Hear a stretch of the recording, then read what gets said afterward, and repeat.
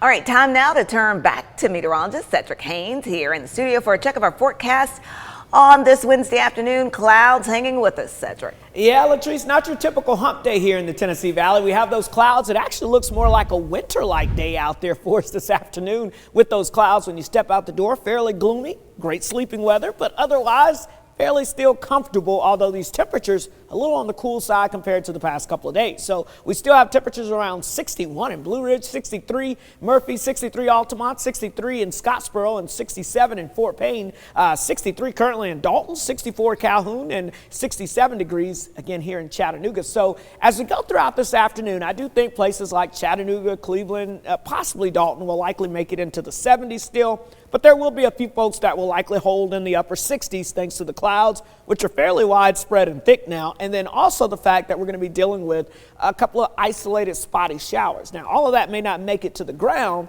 but what happens is something called evaporative cooling, where you get that moisture falling through the dry air. It cools the column of air and keeps the temperature closer to the ground, a little on the cooler side. So it's something to watch out for. But overall, the next big thing is we are tracking a chance of showers here basically for the next couple of days.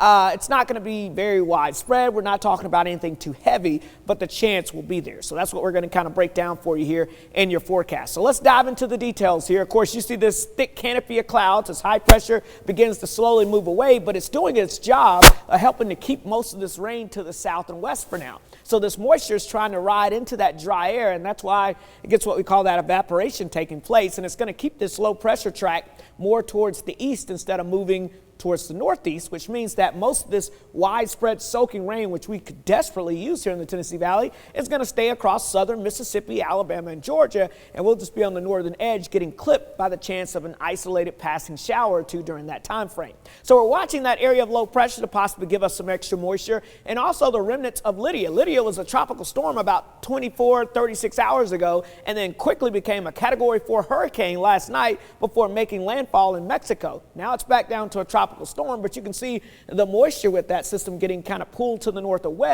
ahead of a cold front that's diving in from the north and west, and that's our next weather maker on Friday. So I think that moisture may get infused with this front to give us at least a chance of a few scattered showers as we go into your Friday, and then the cooler air that follows in behind that system. So let's map it all out for you here with your latest futurecast here to kind of show you the chance of showers and how this plays out. Again, there's your high pressure. There's that main rain shield. Notice how the heavier rainfall stays along and south of I-20 from Birmingham over towards Atlanta, and we just kind of get brushed by the northern edge this afternoon. So a spotty shower or two possible, not likely, and then that moves on off towards the east. But notice we get a few breaks in the clouds on Thursday. So Thursday may look a little better than today. And then by Friday, we start to get some moisture coming in off of the Atlantic ahead of this next front.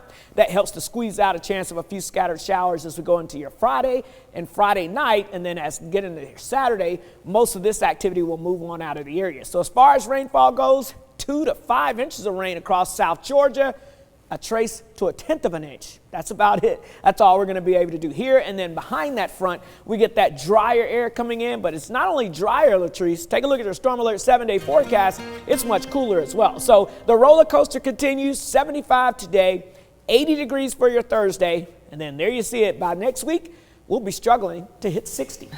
Definitely more fall-like. Yes, definitely that way. And hey, we hope to get at least a little rain coming up. Okay. Thank you, Cedric.